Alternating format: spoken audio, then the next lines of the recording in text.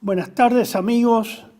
Hoy es el 25 de octubre del 2023 y iniciamos la sesión que corresponde a la otra campana número 9, siempre referido a la actualización de la situación nacional e internacional desde la perspectiva del nacionalismo y de la cosmovisión tradicional del cristianismo o catolicismo.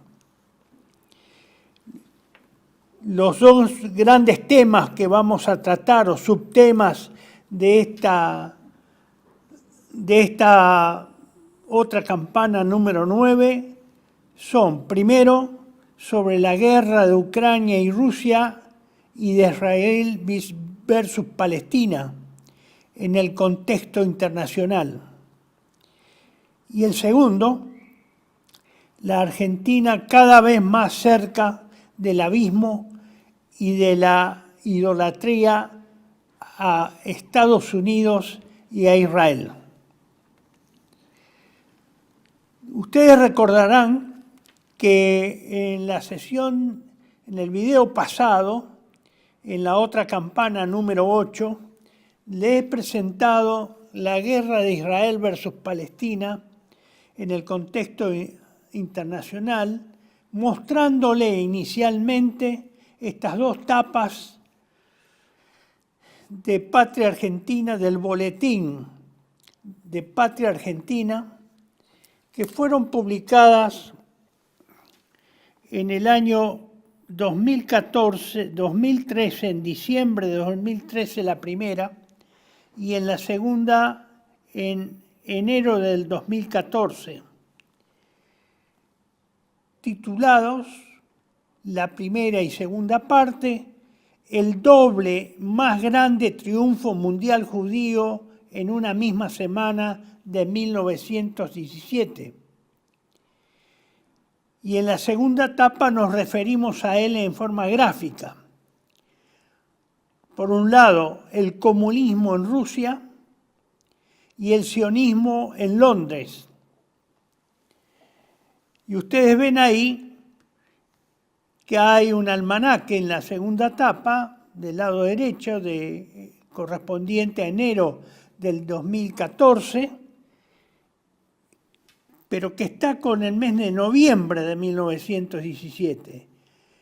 Eso está relacionado con el calendario no gregoriano que utilizamos en Occidente, sino al calendario oriental que utilizaba o que utiliza Rusia y anteriormente la Unión Soviética y anteriormente el Imperio de los Zares ruso. Por eso hay ese desfasaje. No corresponde a la fecha nuestra, sino a las fechas del calendario ruso. Yo ahí le puse como ejemplo estos textos. Algunos han preguntado dónde los pueden conseguir. Lamentablemente estos se publicaron casi hace 10 años. Están por cumplirse 10 años, el primero de ellos en diciembre. Esto no lo he subido al blog de Patria Argentina. Tengo un problema ahí porque no logro la ayuda necesaria para no depender de una persona, sino poder hacerlo yo mismo. Y no logro que esa persona me haga el favor de darme las instrucciones de cómo puedo insertarlo en el blog. Dado que siempre se encargó esa persona de hacerlo, bueno, hoy han cambiado las circunstancias. Esta persona de buena voluntad está muy ocupada y por un motivo u otro nunca tiene tiempo de hacerme el instructivo para eso. Si no, todas estas referencias las hubiera colocado en el blog, porque es muy interesante que todos los dispongan. Ya no hay una necesidad comercial de subsistencia para decir, bueno, necesitamos vender para poder subsistir como era en esa época. Pero yo les recomiendo que donde lo puedan encontrar, lo traten de leer. Son 2 ediciones especiales que se hizo en ese momento, muy complejas, porque cita fuentes bibliográficas que no hay en la Argentina, o si no, las debe haber desde hace 1 o 2 años, 3, como mucho. En esa época, en el 2014, hace 10 años, era una rareza que alguien en la Argentina tuviera ese tipo de bibliografía. Ahí está la interpretación de esos 2 triunfos. El comunismo en Rusia y el sionismo en Inglaterra, que explican la culminación de lo que es el siglo XIX, lo que es todo el siglo XX y parcialmente lo que es el siglo XXI. Digo parcialmente porque a partir de 1991, con la caída o la disolución de la URSS o de la Unión Soviética, eso se terminó.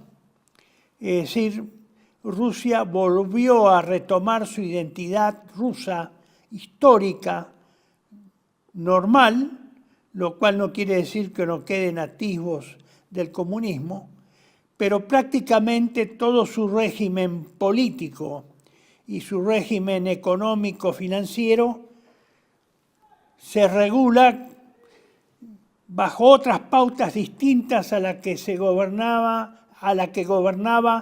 durante el transcurso de la Unión Soviética en estos aspectos.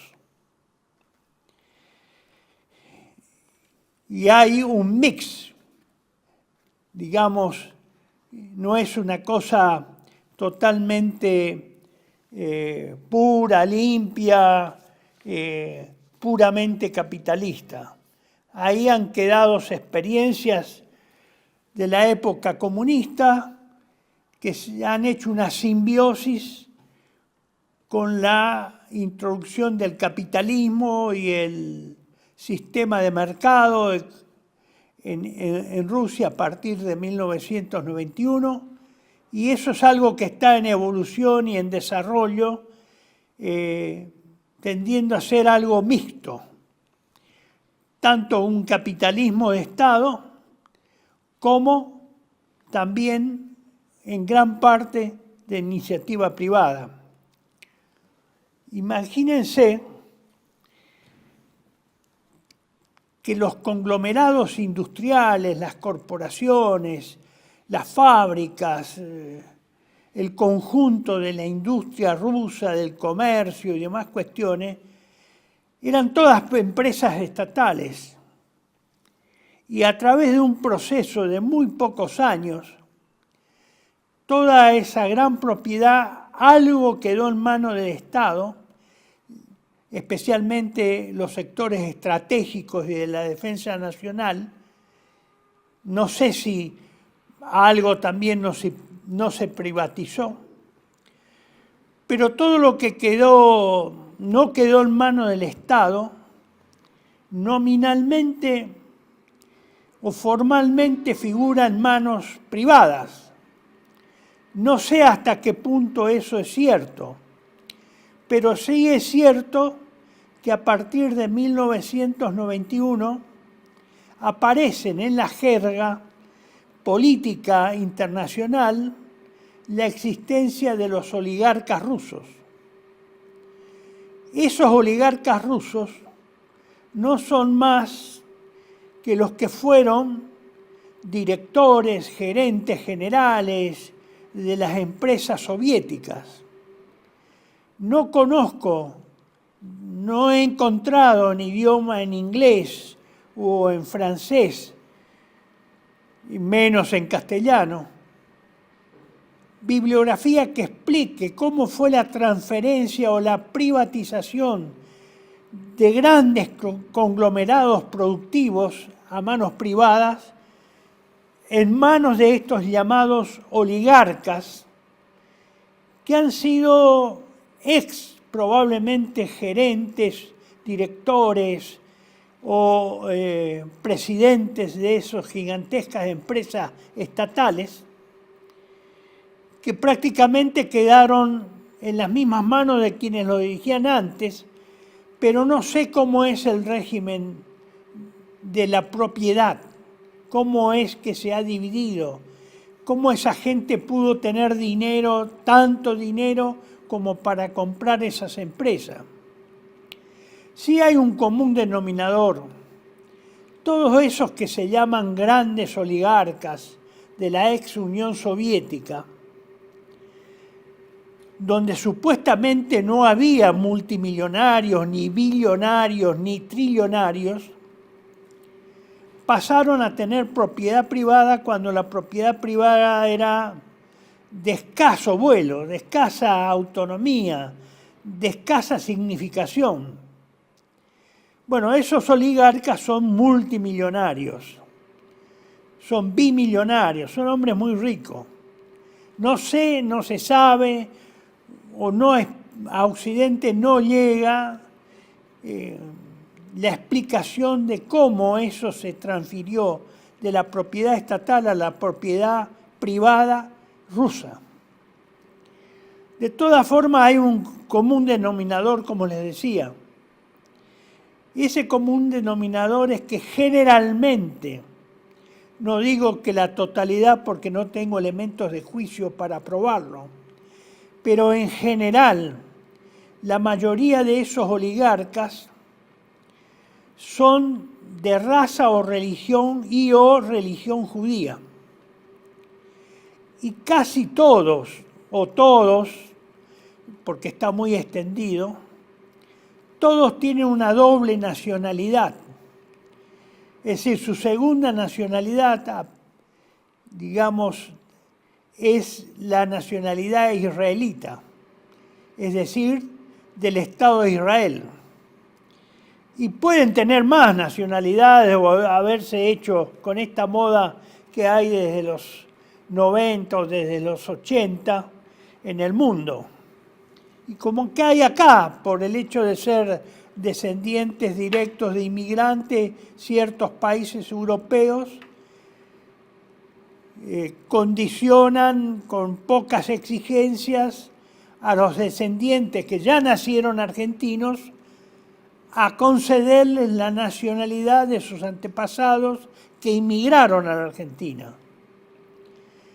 Bueno, ese es otro misterio, no está definido, no está denunciado, o por lo menos no está en inglés, o yo no me he enterado que exista bibliografía respecto a estos oligarcas, excepto que ya sabemos por las revistas dedicadas al comentario de la actividad de actrices, actores, películas, obras de teatro, es decir, el mundo puramente artístico, que esa gente es dueña de muchos clubes de fútbol de Occidente, especialmente de Europa, dueños de propiedades también en Europa, de complejos turísticos en los lugares más caros del mundo, etcétera, etcétera. Eso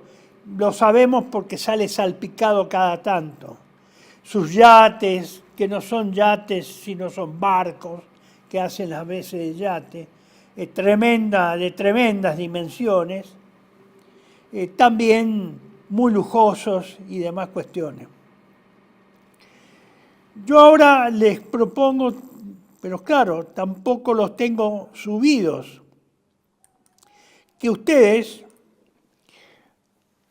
si podemos ver el slide número 4, tienen la posibilidad de obtenerlos. Yo ni bien pueda solucionar esta parte del blog de Patria Argentina, voy a subir todo este material que estos últimos años he estado citando y que hoy considero que es muy valioso.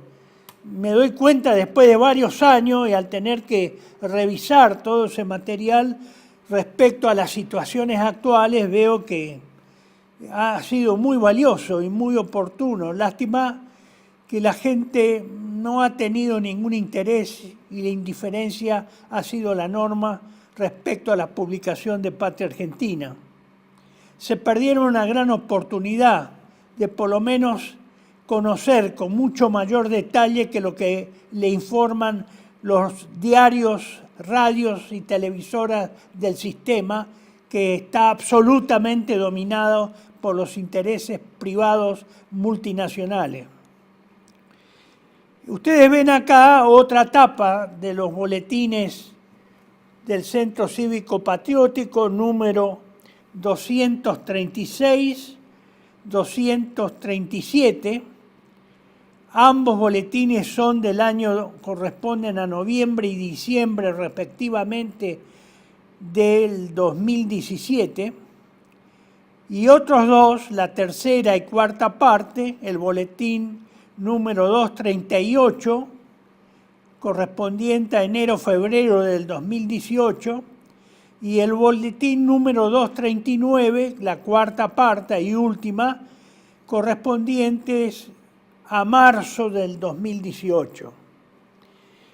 Esto se titula, están agrupados acá tres temas relacionados íntimamente, como siempre han estado, pero yo los he compilado, los he integrado por afinidad de temas y de cuestiones en estas cuatro partes bajo el mismo título, que revela el título genérico: El mensaje de Fátima, la revolución judía bolchevique en Rusia de 1917 y la declaración Balfour respecto al destino de Palestina, en la cual el primer ministro inglés de la época le comunica al señor Rothschild, un súbdito británico y residente en Gran Bretaña, cuál va a ser el destino de la Palestina en cuanto el hogar judío que los judíos asociados probablemente y muy relacionados con lo que después fue el Congreso Judío de Basilea de fines del siglo XIX y también a principios del siglo XX, se realizaron en Suiza, y donde surgió el sionismo como una entidad, como la forma del nacionalismo judío, o el judaísmo en cuanto nacionalismo judío, no tanto religioso, sino como un movimiento político nacionalista judío. Bueno, ahí están esas cuatro partes, están muy documentadas, todos son autores de primer nivel, de origen norteamericano o de origen racial o religioso judío, que ilustran perfectamente y con fundamentos estos procesos de la revolución bolchevique, luego en Occidente de cómo se llega a la declaración Balfour y a esta situación que hoy tenemos 100 y pico de años después, a la situación de hecho de guerra entre Israel y la población palestina residente en ese territorio. Y esto es muy importante tenerlo en cuenta, muy importante, porque ya lo vamos a hacer cuando desarrolle el tema de actualización de las últimas novedades más destacadas del conflicto israelí-palestino, que se está llevando a cabo desde el 7 de octubre, en la actualidad, que configura una grave amenaza para la paz mundial y que llena de nubarrones el futuro del mundo. Entonces, todos estos, creo que en castellano no van a encontrar mejores antecedentes que lo que he ofrecido como síntesis o como lo producido por Patria Argentina y lo que hoy les recomiendo a través de la mención de estas 4 ediciones o 4 partes de este trabajo de Patria Argentina del año 2013 y 2014. Bueno, continuamos entonces, ya tienen esta referencia. Yo ni bien pueda conseguir un instructivo que me permita tener independencia del operador que antes me manejaba esto y que ahora no puede por razones de trabajo, voy a tratar de subir todo este conocimiento porque me parece una picardía que no esté en manos de la gente, porque si no, hoy, les digo la verdad, yo calculo a una persona que recién se pone en claro sobre lo que está pasando en la Franja de Gaza, en la Cisjordania y en el contexto israelí respecto a sus vecinos árabes, y no debe entender muy poco. Ahí están explicados desde el siglo XIX cómo eso ha ido trabajándose y cómo se ha ido orientando en la política religiosa y esotéricamente las cosas. Digo esotéricamente al referirme a la intervención directa de la masonería que dejaron los ingleses a medida que abandonaron los países que ellos tenían controlados como colonias, en países árabes me estoy refiriendo, y algunos también no árabes. Bueno, les recuerdo que ustedes vieron en esta imagen de la diapositiva 5, es esta evolución de cómo fue la dominación israelí sobre lo que era la Palestina habitada por árabes. Les recuerdo nada más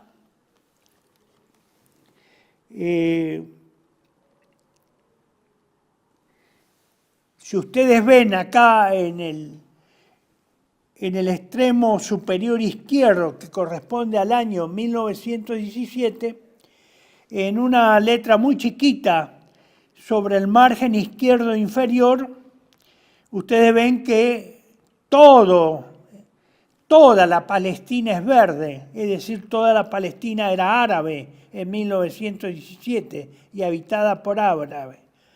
Ustedes ven que hay un círculo verde con una rayita blanca apenas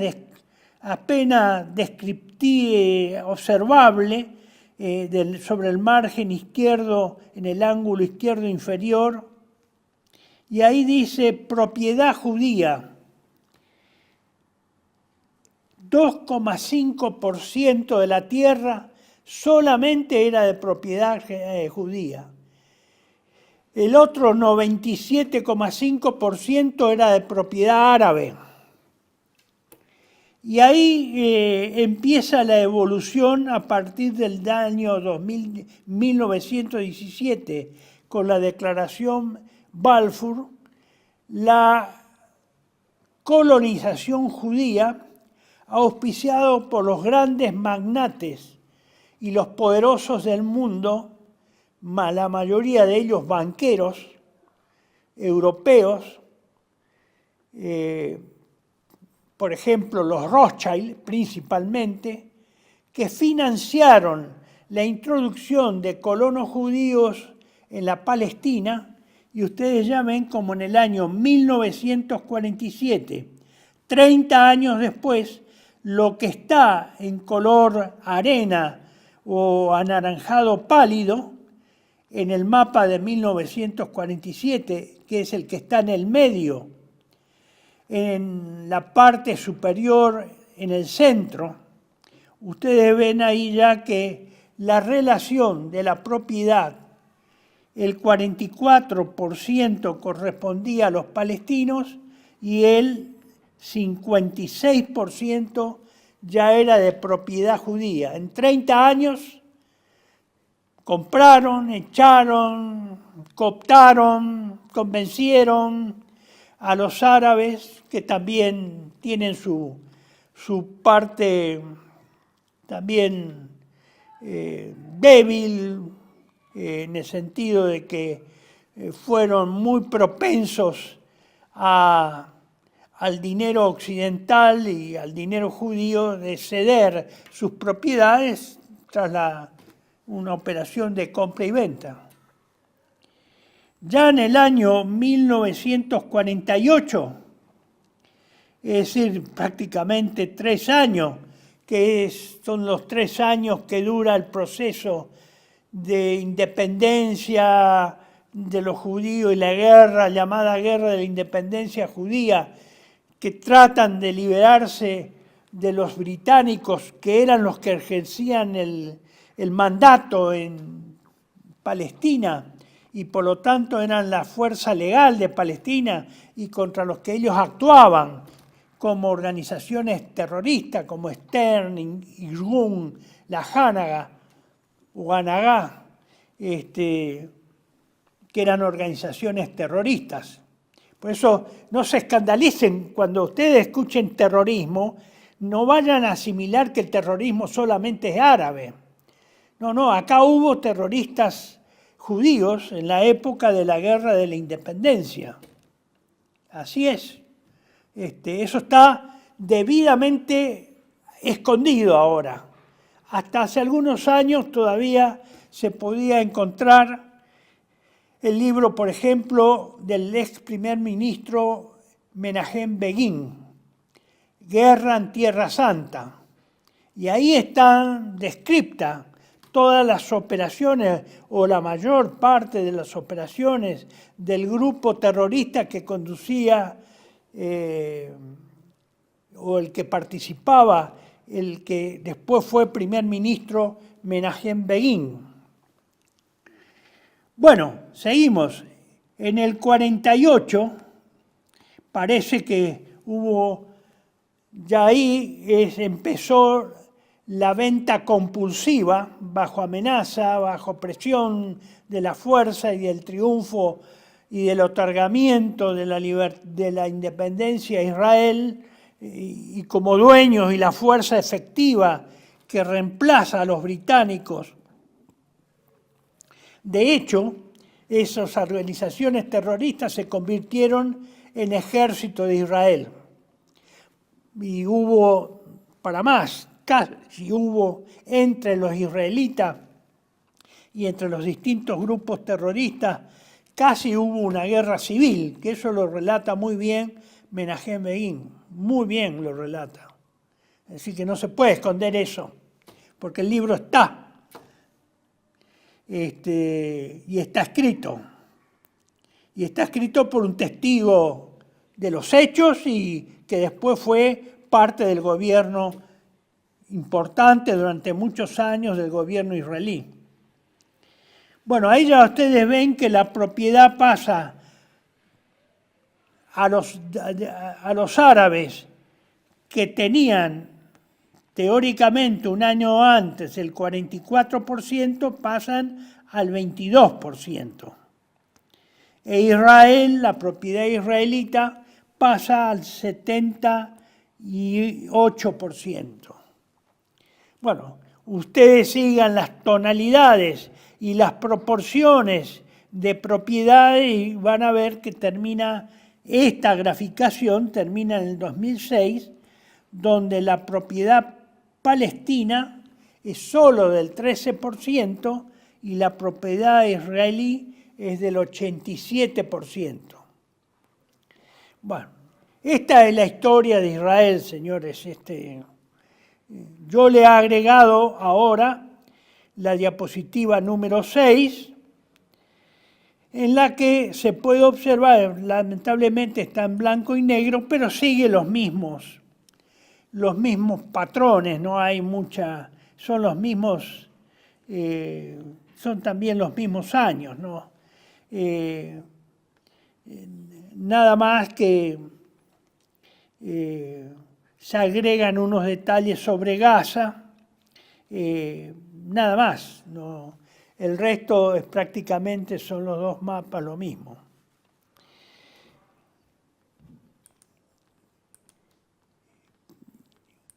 También hablamos de Gaza, que es la diapositiva número 6 que ustedes ven.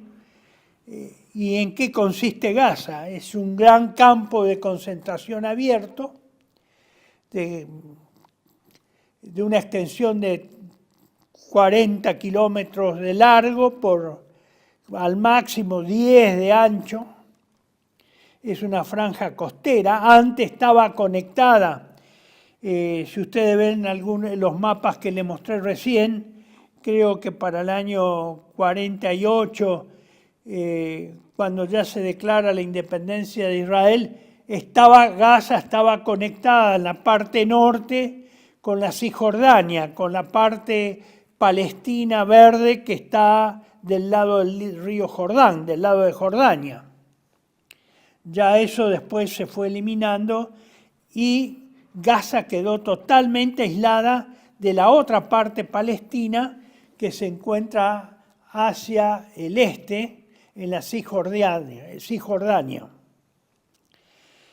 Esa es una zona absolutamente urbana, edificada, poco tiene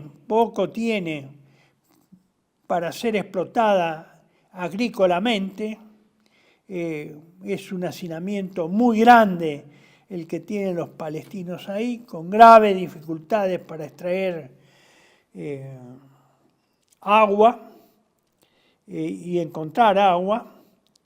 Y eso está todo en manos de los judíos, por eso actualmente le han cortado el agua, el gas, la electricidad, todos esos, digamos, elementos esenciales para la vida y más en un lugar hacinado como es este gran campo de concentración mundial, que es Gaza, donde viven 2.250.000 o 2.300.000 personas que están pasando una situación muy extrema, al punto que he leído recientemente ayer que mucha de la población de Gaza que todavía no se ha retirado de la zona norte de Gaza, están sobreviviendo con el agua, tomando agua salada del mar, lo cual le está trayendo un sinnúmero de problemas para los enfermos de presión y para el sistema digestivo y las complicaciones que pueden derivarse de la presencia o no del cólera, según también la falta de higiene que debe estar existiendo, ¿no? Bueno, estimados amigos, el hecho que ocurrió el 7 de octubre, esa que ustedes observan en la diapositiva número 8, las hipótesis planteadas no se han modificado, no las he modificado, coinciden más o menos con las que he leído en planteos de distintos autores europeos y norteamericanos, que podría, como una de las hipótesis que planteamos y tratamos de demostrar a través de unos testimonios en video de la propia gente de Israel que sirvió y estaba sirviendo en el muro de contención que separa a Gaza del resto de Israel, de que podría esa operación tratarse de una operación, sí, muy cruenta, muy desagradable, muy cruel,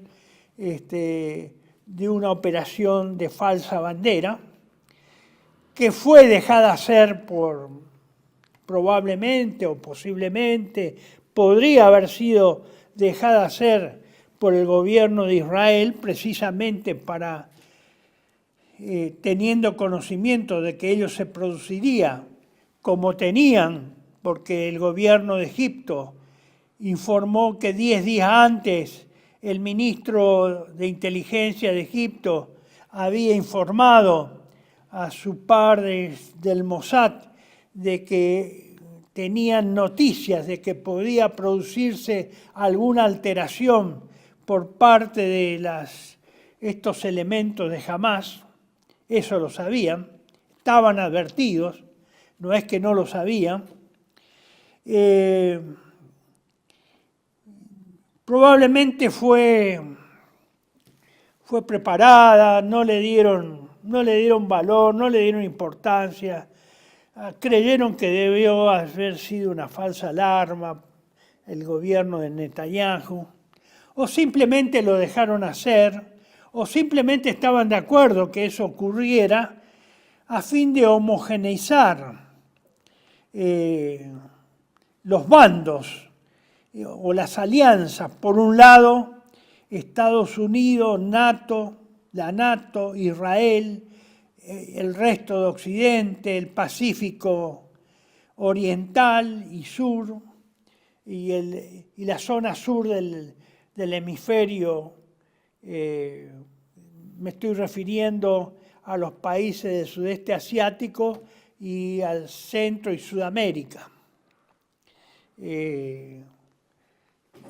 Contra la otra alianza opuesta y en operaciones a partir de la guerra con Ucrania, empezando por Rusia, China, los aliados de Rusia, los BRICS, Corea del Norte, América Central y también países de América del Sur como Brasil, que pertenece a los BRICS, o por lo menos está alineado por ahora dentro de esa gran coalición de los BRICS.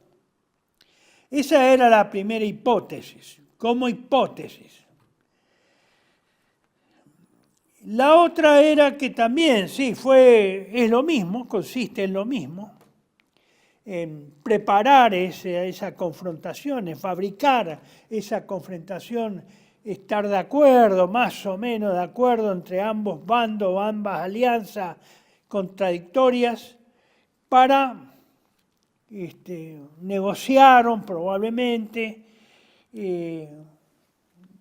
disimular la salida elegante de la NATO y de Estados Unidos de Ucrania, y que Ucrania y el conflicto con Rusia se enfriara, pasara al olvido y que no saliera más en los diarios, como no está saliendo en la actualidad.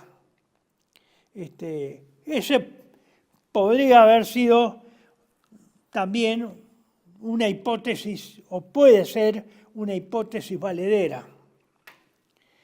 Ya yo sé que algunos van a decir, ¿cómo se van a poner de acuerdo si son enemigos? Bueno, ya esto he hablado de la utilización de la dialéctica como sistema operativo.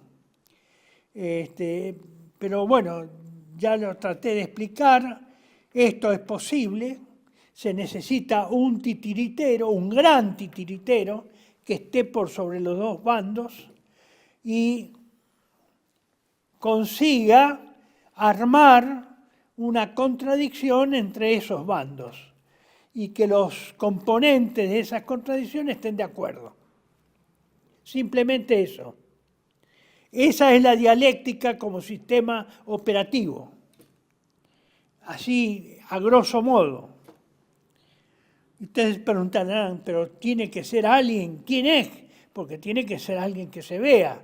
No, precisamente ese gran titiritero no se ve porque ese gran titiritero y sus desprendimientos y brazos ejecutores se mueven en el secreto. ¿En qué secreto? En el secreto de las logias masónicas y de los organismos de inteligencia que normalmente están todos infiltrados por la masonería o por varias masonerías al mismo tiempo, según sea el país que corresponda. Porque no vayan a creer que los hombres rinden solo su subordinación, su adhesión, su lealtad a una patria. Es probable que haya millones de personas que formen parte de un país y que rindan su lealtad no a su patria, que sería su deber, ni a su nación, sino a las logias a las cuales pertenecen y han rendido juramento de obediencia y sobre los cuales pende la amenaza de muerte en caso de incumplimiento. La tercera hipótesis es el cumplimiento de una nueva fase del plan masónico para la instauración de un único gobierno mundial, una única religión mundial, una única moneda mundial. Es decir, no sale de las otras dos hipótesis. Acá tiene que haber un gran titiritero que no se ve, no está expuesto a la opinión pública, a la visión de los medios de comunicación social, de la televisión, de internet, de esto, de aquello. Salen algunas cosas perdidas, pero no son los grandes medios, eso no lo van a decir, porque eso es propiedad precisamente de los titiriteros. El titiritero mayor es dueño de todo eso.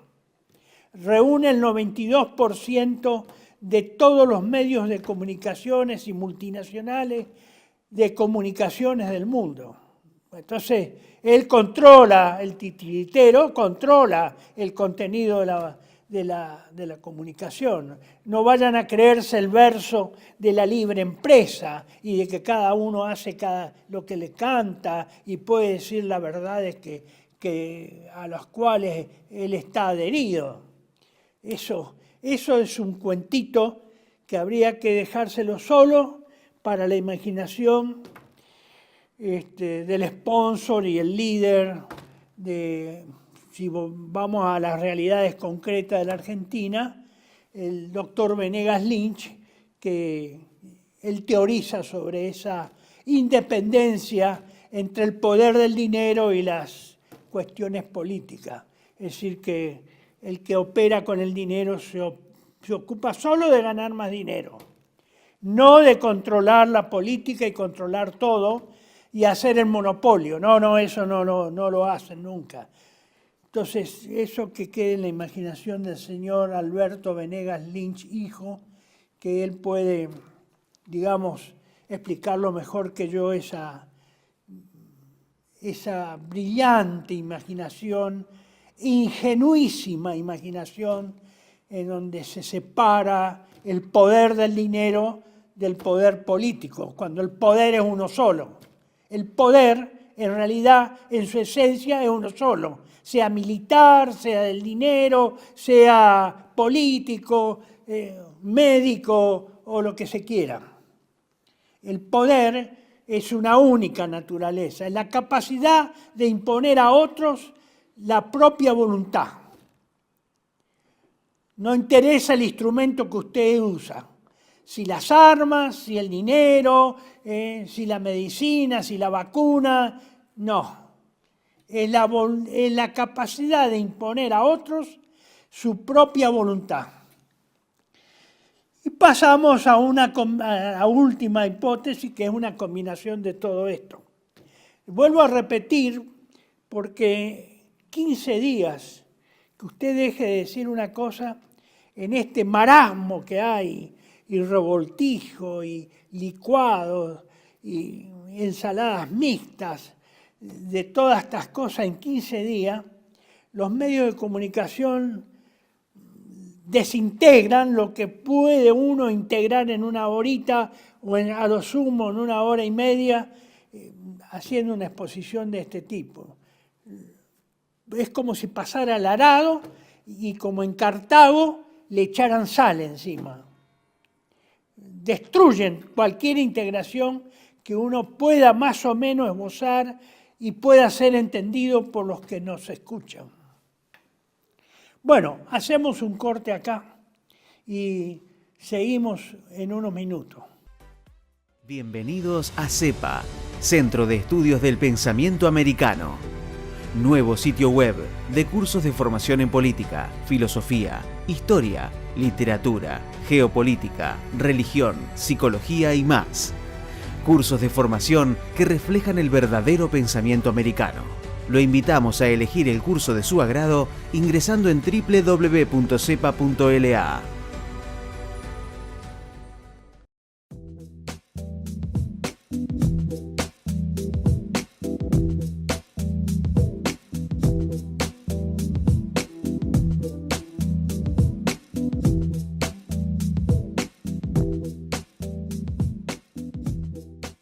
Decir siempre la verdad primero tiene un precio. Dependemos de tu ayuda. TLB1, toda la verdad primero.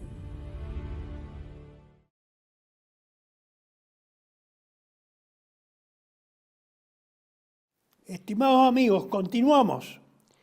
Yo les pido disculpas porque me veo la necesidad de hacer esta retrospectiva de lo que hemos visto en sesiones anteriores por las razones que le expliqué recién. No hay posibilidad de pretender esclarecer un mínimo siquiera, yo ya no le digo mucho, mínimo, y mantener ese esclarecimiento vigente en el tiempo, en un ambiente como el que existe en este mundo moderno, dominado por las comunicaciones, por la instantaneidad y por la abrumadora cantidad de información con que el público de los distintos países es bombardeado casi instantáneamente, varias o miles de veces por hora. Es imposible, imposible. Eso destruye todo lo que esté integrado, ese bombardeo informativo lo vuelve a separar, lo vuelve a disgregar, lo vuelve a hacer granos de arena. Uno creyó que puede construir un cemento, formar una pieza, una piedra, un ladrillo con cemento o hacer un ladrillo de barro. No. Eso se vuelve arena, polvo, ante el accionar informativo de los medios de comunicación, que es el arma más poderosa para pervertir y para destruir el alma de los pueblos. Vamos a seguir con el conflicto. Ahora pasamos al conflicto, en principio, de Israel y Palestina, o entre Israel y Palestina, que es el que tiene más vigencia y por hoy es el más preocupante. No sé si es el más peligroso, pero está preocupante. Voy a tocar en primer lugar lo que me pareció lo más importante, el discurso del presidente Biden, para que ustedes puedan observar los distintos contenidos que tienen y también observar que, y yo los he agrupado eso al principio, que lo van a notar, que hay una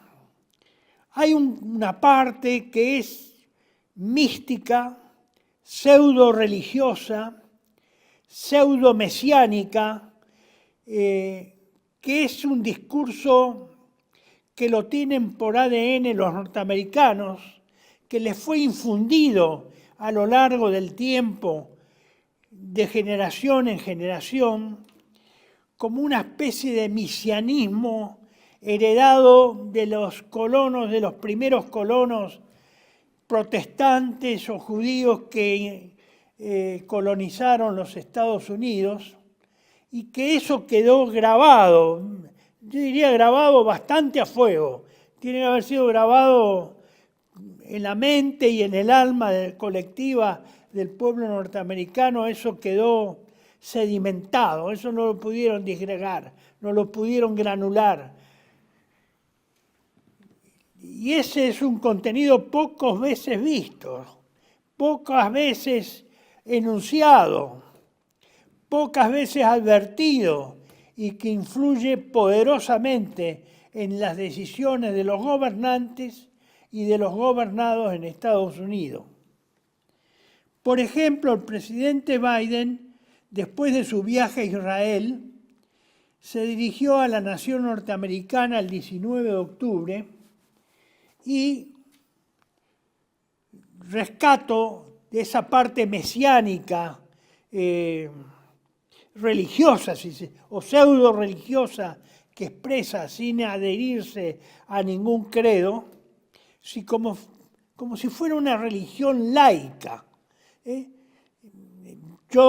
Para mí, es la religión masónica, porque la religión masónica es una religión esencialmente anticatólica.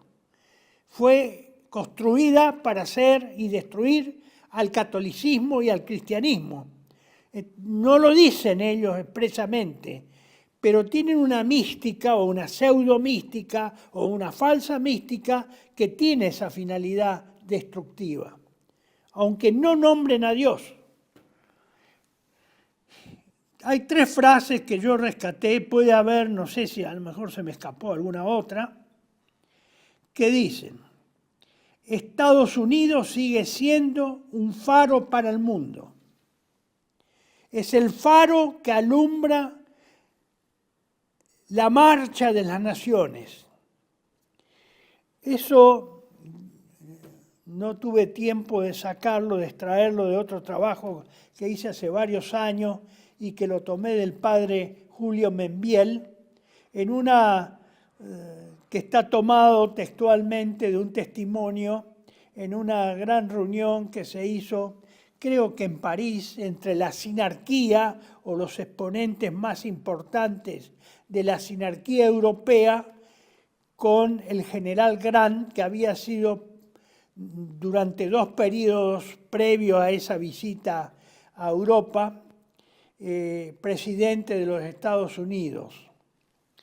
Y el general Grant, en un momento, cuando se plantea de armar la federación sinárquica, de unir el mundo en un solo gobierno, todas esas ideas tan subliminales, tan sublimes también, que esbozan estos teóricos del pacifismo, los idealistas, como se los llama en términos políticos filosóficos.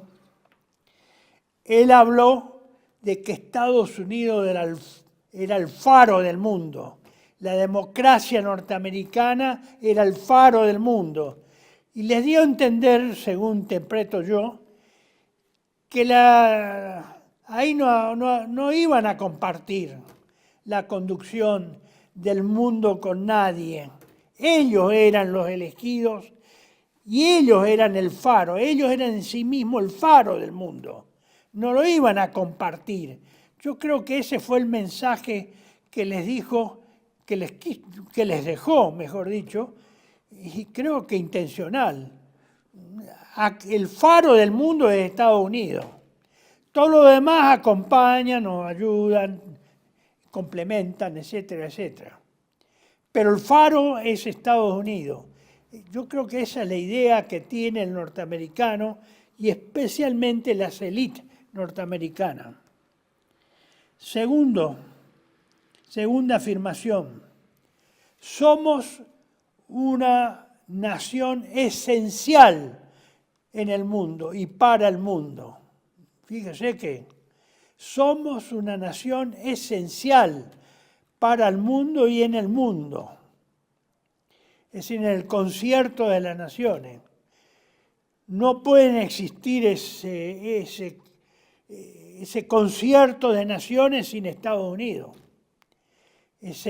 Para llegar a eso es esencial que Estados Unidos esté y sobre todo que Estados Unidos sea el faro, que sea el que alumbra hacia dónde hay que ir. Y la tercera es equivalente. Estados Unidos es una nación indispensable. Indispensable. Sin Estados Unidos no puede haber esa concertación mundial. Y sin el faro de Estados Unidos, esa concertación mundial no llega a ningún lado. O no puede seguir adelante.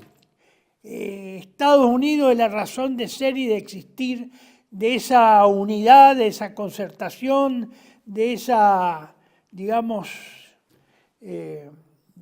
sería la expresión del sumo bien. Está radicado en Estados Unidos y en lo que puedan hacer los norteamericanos o lo que se pueda hacer bajo la emisión de su luz espiritual, intelectual, técnica, científica, etcétera, en todos los campos. Estos tres conceptos fueron enunciados por Madeleine Albright, que fue secretaria de Estado entre 1997 y 2001 bajo el gobierno de Bill Clinton. ¿Quién era esta señora Albright? Ella era una señora europea que nació en Praga el 15 de mayo de 1937. Bueno, como ustedes ven, no es un señor nativo norteamericano el que expresa eso. Es una señora europea que se norteamericaniza o americaniza en la lengua o en los decires estadounidenses. No son norteamericanos los que han hecho la estrategia de esa potencia. En general han sido normalmente extranjeros. Brzezinski es otro que, digamos, que alumbra esa polaco. Y se hizo norteamericana ya siendo grandecita, ¿no? Porque recién en 1937 emigra a Estados Unidos, después a caballo o antes, poco antes del inicio de la Primera Guerra Mundial, de la Segunda Guerra Mundial. Es decir, tampoco son norteamericanos o norteamericanizados, naturalizados como norteamericanos a la más tierna edad o desde bebé. No, son de grandes ya. El apellido de esta señora era Marie Hanna Korbelová. Es una familia judía.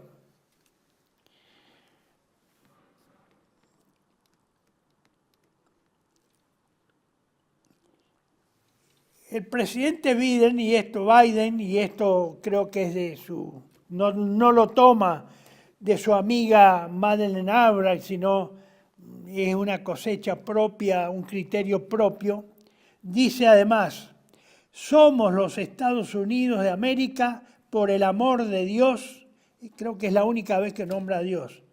Vaya a saber si ese Dios es el mismo Dios nuestro, ¿no? Por el amor de Dios, la nación más poderosa de la historia. No, del mundo, de la historia del mundo. Fíjense qué sobreestimación tienen sobre su propio ser como nación y sobre su propia existencia. Por eso lo del faro es tan natural, por eso se consideran tan esenciales, por eso se creen tan indispensables. El poder lo ha transformado, le ha dado esa credibilidad de de esenciales, de indispensables, de faro, de alumbradores del mundo. Son los iluminadores, son los iluministas del mundo. En este discurso del 19, que fue la semana pasada, de octubre, Biden propone una asistencia militar para Ucrania e Israel equivalente a 100.000 millones de dólares. Son 100 billones. Es mucho dinero. Son 100.000 millones de dólares o 100.000 billones o 100 billones más para la deuda externa norteamericana. Más todavía. Un país tremendamente endeudado. Entonces, esto que ellos quieren darle, financiar a los ucranianos y a Israel, y sale, no sé, sale de un préstamo. Lo toman prestado, crean el dinero. ¿De dónde? ¿Quién la crea? La crea la Reserva Federal Norteamericana. ¿Y cómo hace para tener 100.000 millones de dólares? Los crea y sobre eso cobra los intereses a los Estados Unidos. Así que la bola de la deuda norteamericana hay que sumarle 100 billones o 100.000 millones de dólares más. Así, un plumazo, un préstamo. Así como a nosotros dicen que nos prestaron, el señor Macri logró que nos prestaran 47.000 millones. Miren, la mitad de lo que ahora van a aplicar a Ucrania e Israel. Seguimos con la número 10, señor director.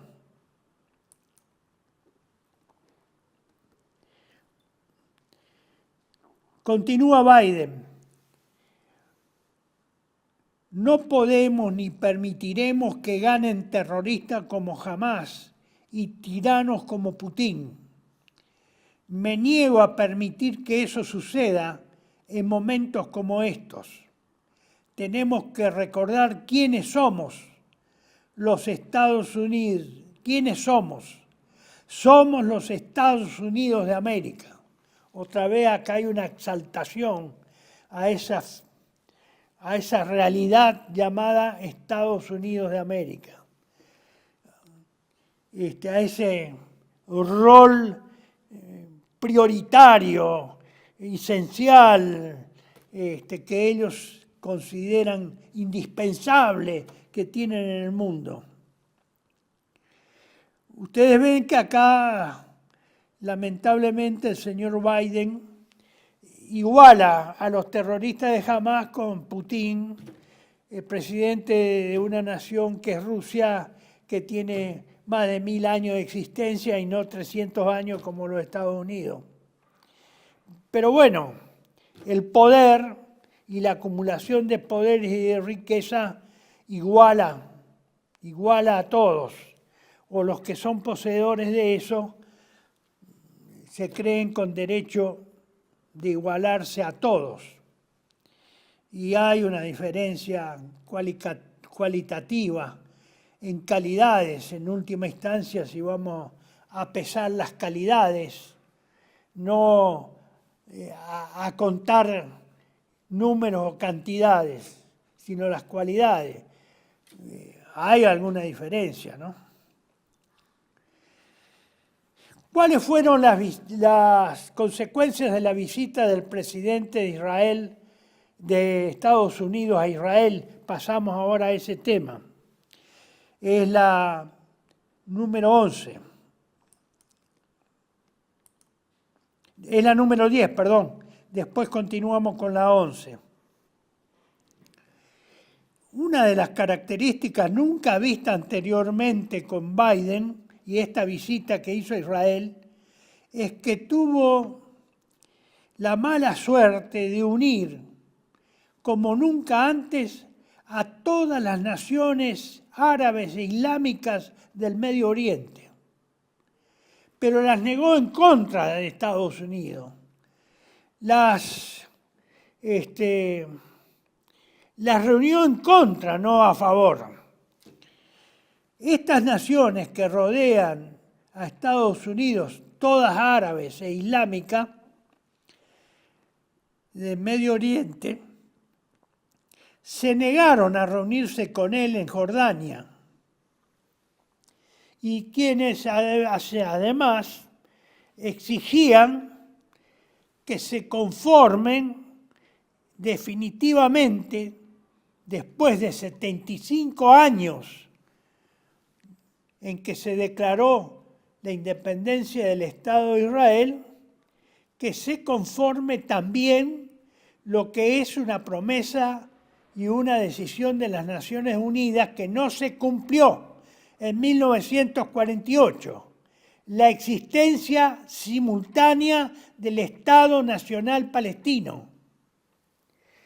En tal sentido, esto es un fracaso para el señor Biden y para la política exterior norteamericana, que los mandatarios de los países árabes e islámicos que rodean a Israel no hayan querido reunirse cuando normalmente cuando el presidente norteamericano va a una región y se organiza un tipo de estas reuniones con países limítrofes, los países se apresuran, corren, se desesperan por ser invitados a esas reuniones. Ahora fue todo al revés. Se desinvitaron, no quisieron ir y pusieron una condición no tácita, no expresa, sino que sobrevolaban el ambiente como una condicionalidad. Siempre que se acepte declarar la existencia del Estado Nacional Palestino dentro de Palestina, como fue aprobado por las Naciones Unidas en el año 48. 2 estados, independientes y separados. En este entrevero, cabe decir que en esos días de Biden, ahí en Israel y su discurso, salió la noticia. De ahí a que se lleva a cabo, habrá que ver. Pero Pakistán, a alguien del gobierno de Pakistán, le fue ordenado que diga o que anuncie que esa nación, Pakistán, que tiene producción nuclear, que tiene bombas atómicas, le ofreciera a Turquía armamento nuclear. Primera vez que pasa eso en el mundo. Primera vez que alguien le ofrece a otro bombas nucleares. Eso siempre ocurrió dentro de Occidente. El faro, la nación indispensable y la nación esencial que es Estados Unidos, hacía, pero entre sus aliados que podrían estar corriendo algún leve peligro o como una posibilidad. Acá nació del otro lado, no nació de Estados Unidos, nació de una nación islámica que tiene producción nuclear, que tiene armamento nuclear y que le ofrece a Turquía, porque Turquía está en desacuerdo con la invasión militar y la ocupación y arrasamiento de Gaza como se proponen los israelíes. Bueno, ustedes ven cómo el ambiente se va configurando.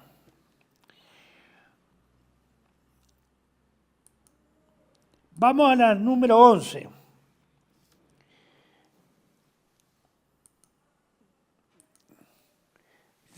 Vamos a hablar de algunas palabritas sobre la política exterior y las operaciones militares de la Alianza Occidental.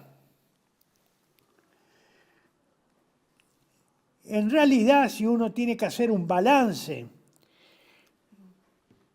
de cómo les va en su política exterior y militar en el Medio Oriente a Estados Unidos y a sus aliados principales, la OTAN, debemos decir que no le va bien, porque la influencia norteamericana y occidental en Medio Oriente prácticamente ha desaparecido, por lo menos ahora, transitoriamente, y pueden explotar varias alianzas que Estados Unidos tiene con países en la región, que están en la región y que están en un equilibrio inestable a raíz de este problema con Hamás y la aspiración o el propósito israelí de invadir, ocupar y destruir la parte norte de Gaza, la mitad norte de Gaza. Esto indica, señores, que el deterioro y el fracaso de la política exterior norteamericana, por lo menos en estos instantes. Por otro lado, y contraponiéndose a las realidades, digamos, que le va mal en el Medio Oriente, o que no goza con la simpatía de los países árabes e islámicos del Medio Oriente, Estados Unidos y Occidente, hay que decirlo por si no nos dimos cuenta, hay que expresarlo, han sido inundados por una marea de propaganda infinita en favor del Estado de Israel y de la causa de Israel, de Occidente, de Estados Unidos y de los aliados de Israel. Nosotros lo vivimos acá en la misma Argentina, desde el 7. Lo estamos viviendo como si se tratara de una noticia local o nacional, grave, muy importante, muy decisiva, que se nos va la vida o la muerte. Y no, estamos hablando de las noticias que se transmiten en directo, no es diferido, en directo, con corresponsales o con videos o con esto o con los otros programas, desde Israel o desde las capitales más importantes de Occidente, en favor de la Alianza Occidental, de Estados Unidos, del Estado de Israel, y en contra, obviamente, de los terroristas árabes, de Hamás, y de los países tácitamente, de los países árabes.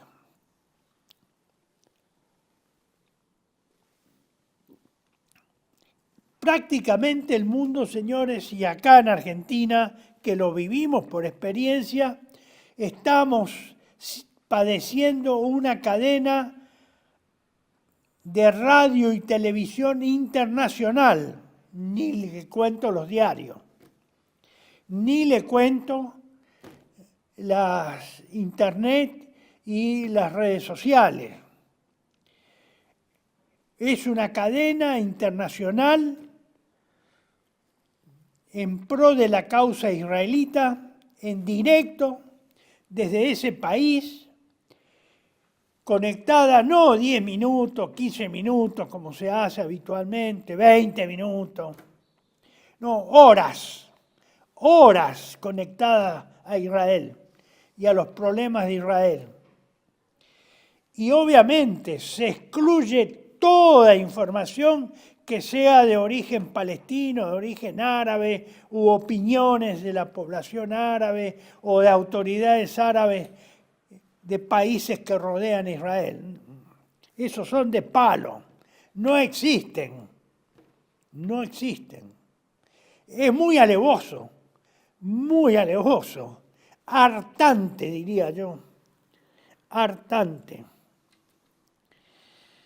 Bueno, obviamente de ningún tipo No se habla de los heridos, de las víctimas dentro de la Franja de Gaza, de la situación en que viven, las miserias que están pasando, los problemas gravísimos sanitarios, cuántos se mueren por día, nada, no hay ni una sola mención, ni una sola mención.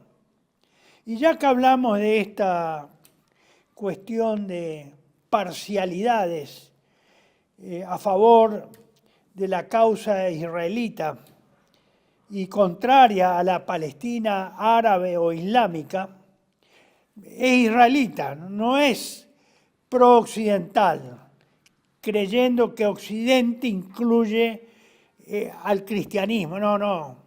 Occidental hace décadas que dejó de incluir como cristiano, como cristianismo, como iglesia católica, ni como protestante. Ya hace años, décadas que eso no es sinónimo. Occidente, Israel es sinónimo de Occidente. Y el Muro de los Lamentos es el símbolo de Occidente.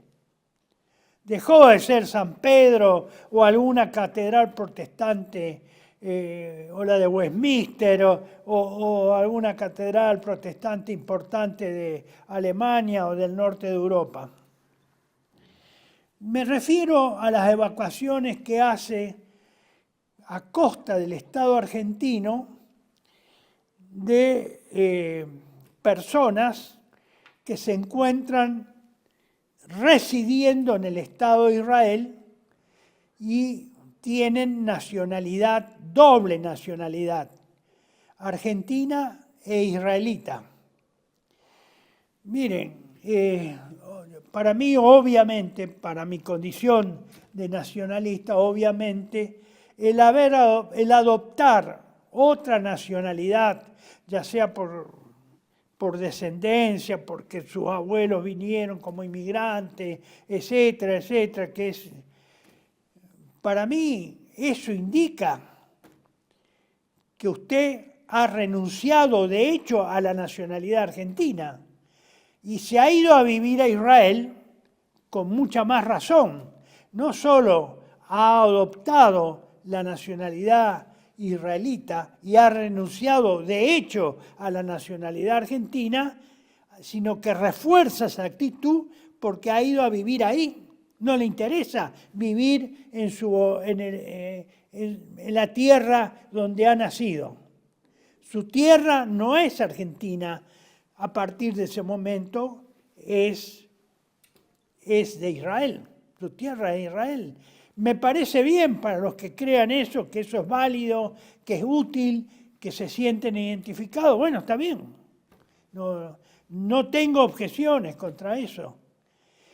Pero lo que sí me molesta, y me molesta mucho, es que con dineros argentinos que no tenemos, con el presupuesto argentino que no tenemos, se esté utilizando un avión de la Fuerza Aérea, y no sé si Aerolínea Argentina o ahí se paga el pasaje cada uno en el tramo de Roma a Buenos Aires, cada uno se paga el pasaje o se arregla, o no sé, ahí ya no me atrevo a afirmar, pero sí el avión C-130 que hace la búsqueda en Israel, en Tel Aviv, de los refugiados, dícense argentinos, pero que en su mayoría no son tampoco turistas. A un turista me parece bien. Él no ha renunciado. Un turista normalmente no renuncia y adopta la ciudadanía del país donde va a visitarlo, sino que va y vuelve con su misma nacionalidad. Entonces ahí me parece bien que lo saquen. Son argentinos los que están.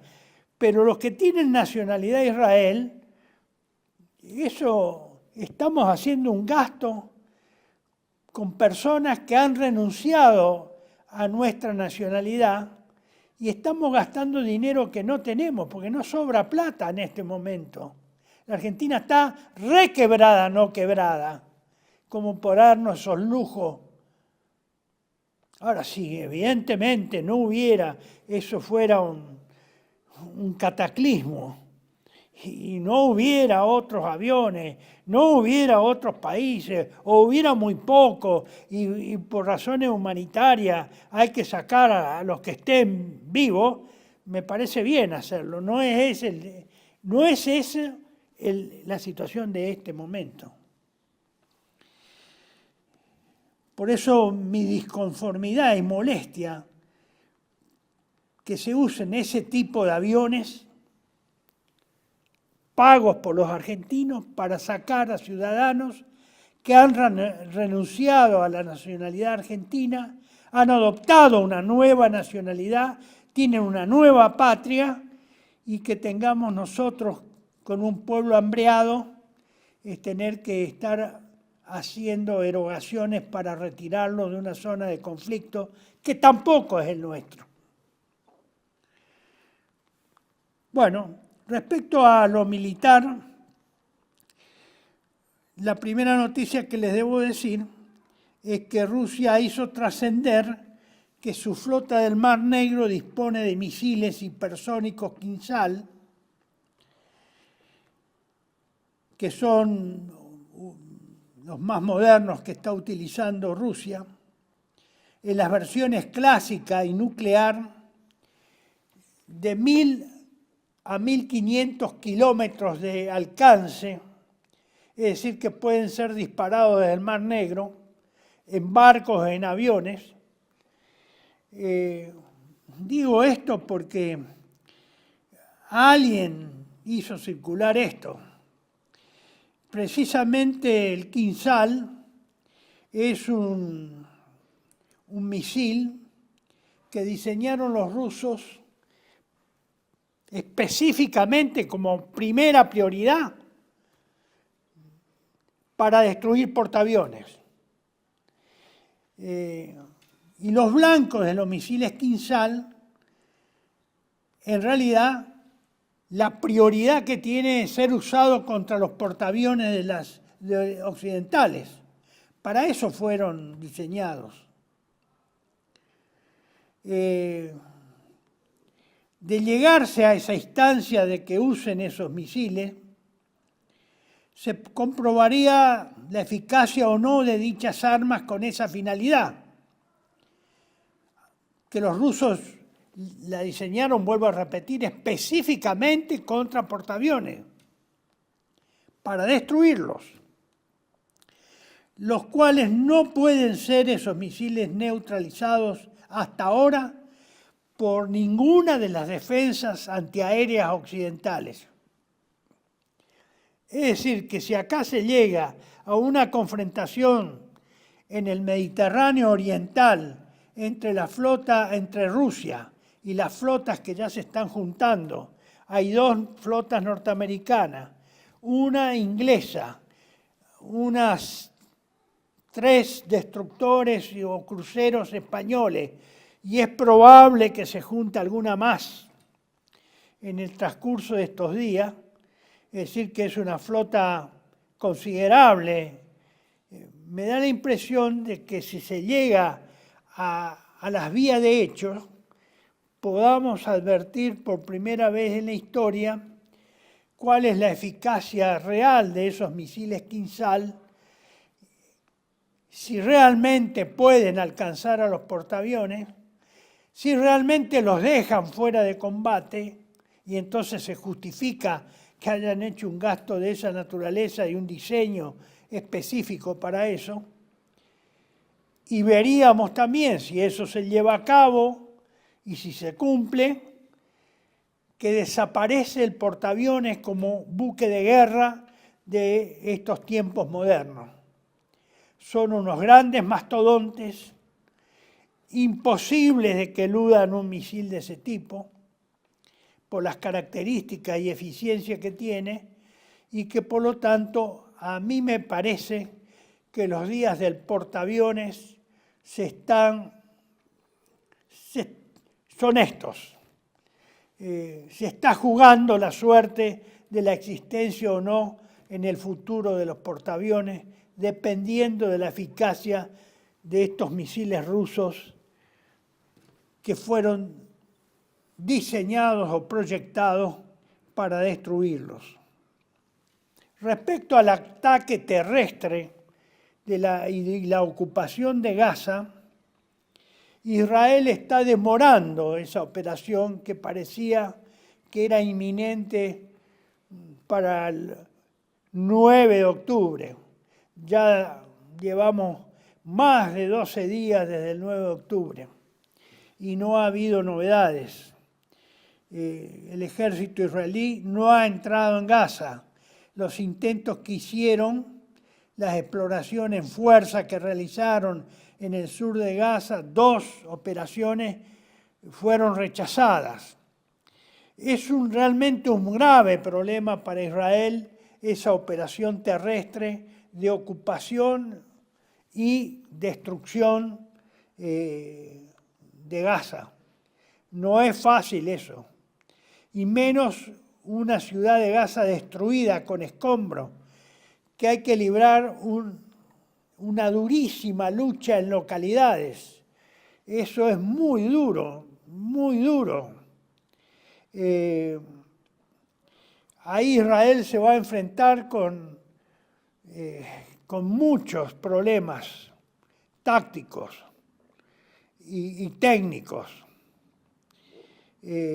Además de verse comprometido en un combate prolongado a muy corta distancia, entre 50 y 70 metros. Eso podría provocar en los efectivos terrestres de Israel, especialmente su infantería, gravísimas bajas. Bajas que no están acostumbrados a sufrir y que no sufrieron en guerras ni en crisis previas.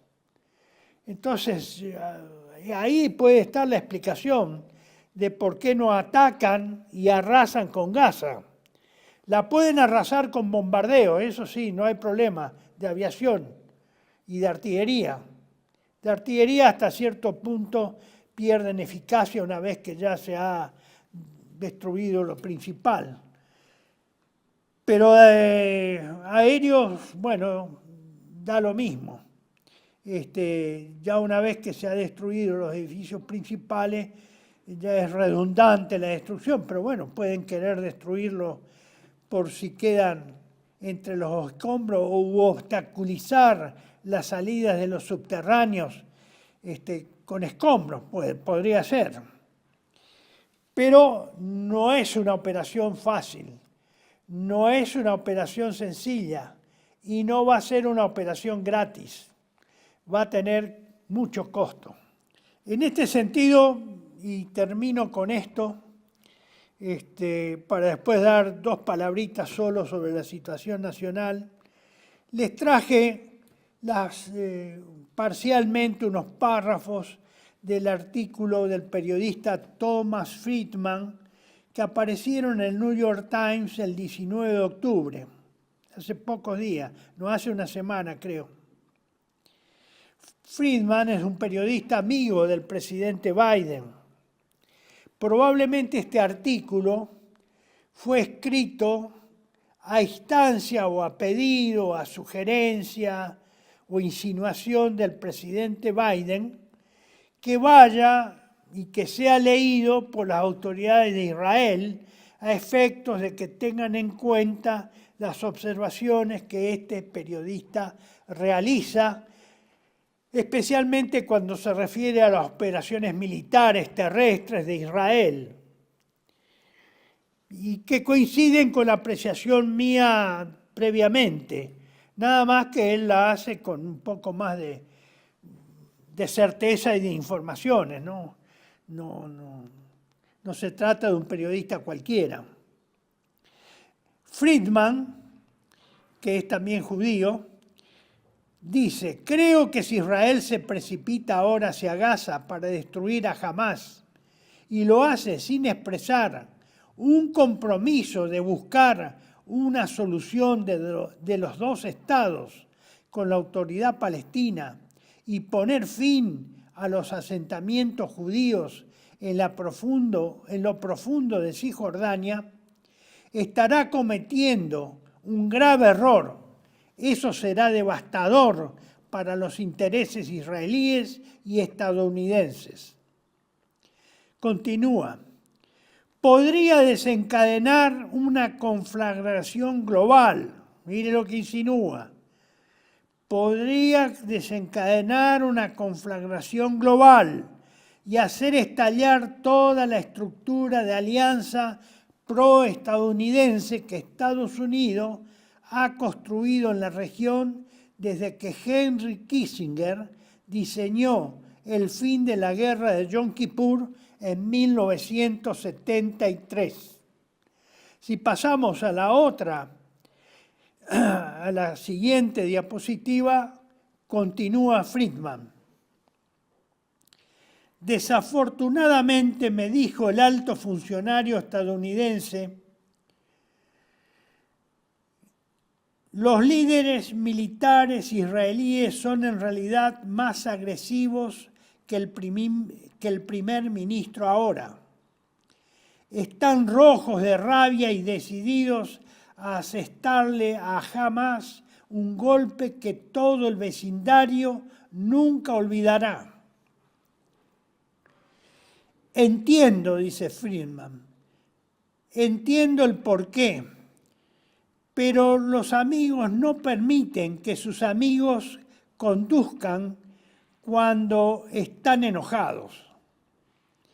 Biden tiene que decirles a este gobierno israelí que tomar el control de Gaza sin acompañarlo de un enfoque totalmente nuevo respecto de los asentamientos de Cisjordania y una solución de 2 estados sería un desastre para Israel y un desastre para Estados Unidos. Y acá enfatiza lo siguiente. Lo que comenzó como un ataque de Hamás contra Israel tiene el potencial de desencadenar una guerra en Oriente Medio en la que todas las grandes potencias y potencias regionales tendrán que ver, lo que haría muy difícil detenerla una vez que haya comenzado. Fíjense qué advertencia está lanzando este periodista. Vaya a saber si habla solo por boca de Biden o está hablando por boca de algún titiritero o parte del Estado Mayor del titiritero. Pero es muy serio lo que dice Biden. La advertencia es muy importante. Por eso, estimados amigos, creo que estas reflexiones hechas sobre el conflicto de Israel y de Hamás realmente es un conflicto serio. La situación es grave. Esto puede, como dice el periodista Friedman, deflagrar en un gran conflicto donde intervengan grandes potencias y extenderse mundialmente, con lo cual no habla de guerra nuclear, pero ya vimos los antecedentes que hemos mencionado previamente. Necesariamente va a terminar en una guerra nuclear. Necesariamente, ya sea porque Netanyahu también amenaza con usar artefactos nucleares en la zona de Gaza o contra un ataque de Hezbollah en el norte de Gaza, o en el norte de Israel, perdón, o porque las circunstancias van a llevar a la necesidad de usarlas. Entonces esto es muy serio lo que está pasando en el mundo. Es muy serio, muy grave. Creo que acá en la Argentina no se tiene conciencia de eso. Y tan es que no se tiene conciencia de eso, que así también, y absteniéndose de tener conciencia de lo que pasa alrededor en el mundo y alrededor nuestro, es que han resultado estas elecciones en Argentina, en la cual ninguno de los 3 principales candidatos a disputar el primer puesto, que eran Milei por haber ganado en las PASO, Massa y la señora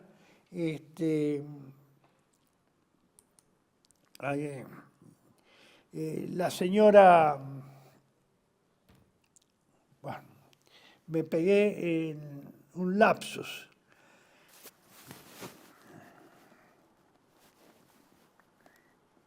Bueno, la señora candidata de Cambiemos, en este momento no. Bullrich, acá me dicen Bullrich. Están desentendidas. No están desentendidas. Lo peor es que los tres son amantes de los Estados Unidos, incondicionales, y amantes del Estado de Israel. Un amor novedoso en la Argentina.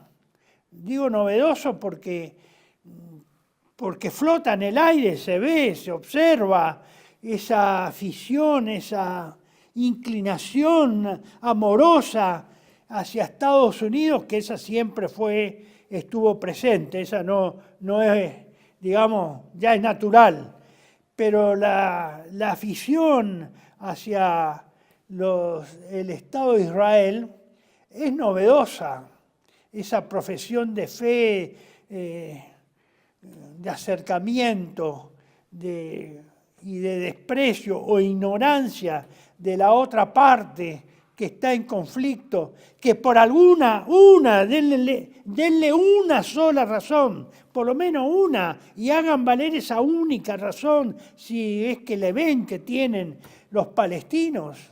No, pero no ven ninguna razón, no ven nada. Toman partido directamente por el Estado de Israel y lo hacen público y se jactan. Y creo que eso es tan peligroso por lo ignorante, por no saber en qué mundo viven, y así fueron los resultados estos amorfos que hemos tenido, donde nadie se pudo imponer en primera vuelta, nadie pudo tener el margen de más del 10%, aunque no sacara la mitad, y estamos en un empate dudoso, haciendo alianzas. Lo que se está viendo es un espectáculo en el día de hoy, que yo traía algunas cosas, pero lo que me enteré al mediodía supera mi imaginación, supera toda posibilidad de racionalidad, ¿no? Entonces, yo les pido, estimados amigos, que sean muy prudentes, y tenía algunas cosas que decirles respecto a la cuestión interna y al desenlace que puede tener esto. Prefiero, como son todas provisorias y no existe a esta altura, a esta hora de hoy, miércoles, a las 15 horas, no existe una definición tajante y en operaciones, prefiero no tocar este tema para no sobreabundar y que a lo mejor lo que yo exprese dentro de mañana, vamos a dar 24 horas, ya no tengan ningún valor porque no son ninguna realidad. Entonces, prefiero dejar acá con esta primera parte desarrollada y no entrar en disquisiciones que el día de mañana, bueno, no tendrán ninguna trascendencia. Lo que sí, yo los invito a los que puedan, a los que tienen el Boletín de Información y Opinión número 8 de Patria Argentina, es el último, el número 22, señor director. Ese boletín lo vuelvan a leer, lo vuelvan a reflexionar, y si pueden alcanzárselo, aunque no creo que lo entiendan, algún político que tenga algún poder de decisión, llévenselo aunque se ría, pero bueno, probar no cuesta nada. Pero bueno, ustedes ven que acá en el artículo de la oscuridad al abismo, que son un resumen, una compilación de todo lo que he publicado respecto a este tema político electoral y la continuación de lo electoral. ¿Qué va a ser el gane quien gane? Porque gane quien gane estamos condenados. No hay para nadie un hándicap que lo favorezca. No hay. Los tres están en las mismas condiciones. Los tres están en la nada. Los tres tienen cero posibilidades. Nadie corre con nada, salvo que ya tengan anudado la entrega total de mitad de la Argentina y bueno, eso es otra cosa, ya eso es impensable, uno no puede imaginarse eso. Pero así, suponiendo que estén obrando de buena fe y limpiamente, es un desastre para los tres. ¿Qué van a hacer? ¿Qué van a hacer con la Argentina? ¿Cómo vamos a salir de esto? Esa es una respuesta que no dieron a nadie. Mucho debate, mucha cháchara y espectacularidades y debate y poses y qué sé yo en esos debates, sin sustancia, sin contenido,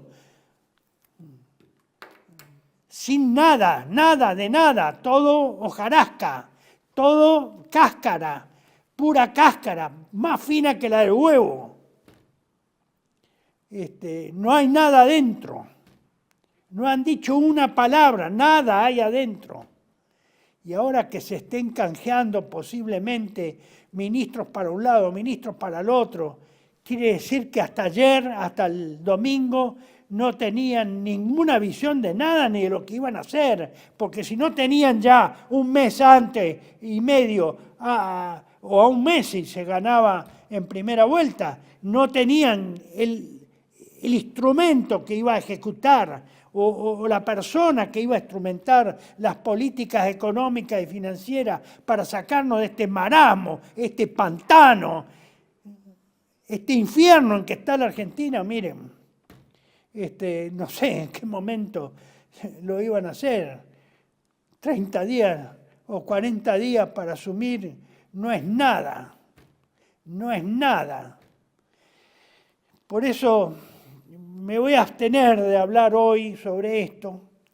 Voy a pedirle a nuestro director del canal, a Juan Manuel Suárez Pinto, si a lo mejor sobrara una hora, hablaría sobre esta cuestión del resultado electoral y las primeras consecuencias en vistas al futuro.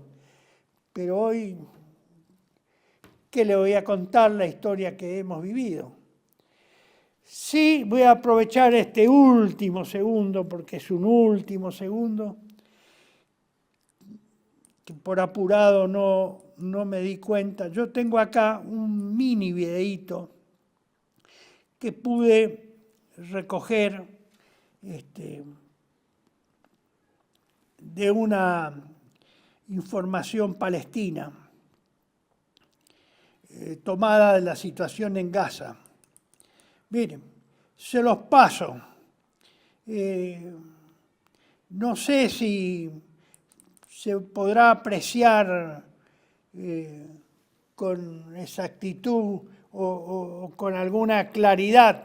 Se trata de un niño herido en Gaza, que lo están atendiendo, supongo que debe ser tal vez una sala o lo que queda de un hospital, un niño con múltiples heridas, que tiembla, que ustedes lo ven, no sé si tiembla por el miedo, por el terror, por las heridas, por los efectos de alguna herida, no sé, no está expresado eso.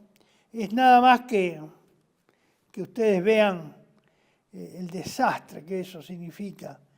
Eso es Gaza. Casualmente la señora Albright, la autora de que Estados Unidos es una nación esencial, es una nación imprescindible, que Biden lo repite justo en este momento, donde nadie le preguntó si Estados Unidos es esencial, sino que ayude y colabore a solucionar estos problemas que hay en el mundo. Le decía, esta señora fue la que en su cargo, siendo secretaria de Estado, confirmó que 500.000 niños iraquíes en la famosa Segunda Guerra de Irak, de Estados Unidos contra Irak, contra Saddam Hussein, en esa Segunda Guerra y ocupación murieron 500.000 niños. 500.000 niños. Para ir a explotar unos campos de petróleo y seguir sacando petróleo de contrabando, usurpando, como en Siria, los pozos petroleros sirios, que fueron siempre sirios, que lo explotaba Siria. ¿Qué hace ahí Estados Unidos sacando petróleo?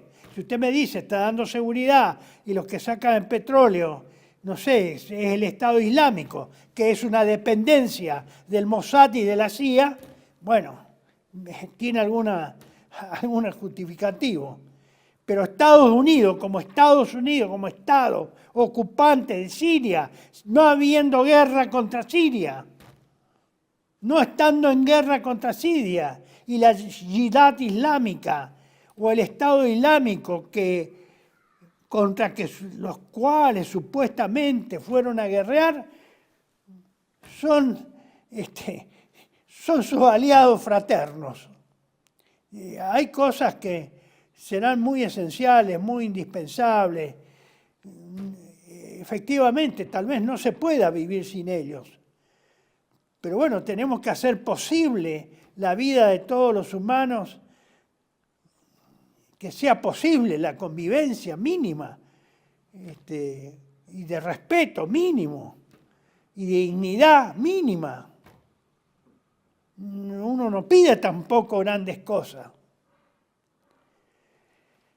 Bueno, señores, es muy triste tener que estar diciendo esto en un país como el nuestro, que tuvo todas las posibilidades y que todas las echó a perder, y que todavía no sabemos por qué se echaron a perder. Yo creo que fue por la instrumentación de un sistema político vil, absurdo, contra natura, como es el sistema político de la soberanía popular y de la democracia. Creo que por eso. Finalmente, en pueblos poco educados, poco cultivados, pasan las cosas que están pasando hoy en el Medio Oriente. Y nuestro pueblo fue, sí, es cierto, fuimos los mejores educados de América del Sur. Pero no quiere decir que toda nuestra población, cuando el valor a juzgar es cuantitativo y no cualitativo, y eso tiene su importancia. Vamos a terminar como ese niño, nuestros niños van a terminar como ese niño palestino ahí en la zona de Gaza. Dios nos ampare de esa desgracia, porque hemos recibido todo, de todo, y no lo supimos aprovechar. Tal vez yo diría estos tipos no tienen perdón. Es probable. Será hasta la próxima. Que Dios los bendiga y nuestra Santísima Virgen María Inmaculada los bendiga, los proteja, los guíe y los salve. Especialmente a los mejores argentinos y a los más fieles argentinos. Hasta la próxima.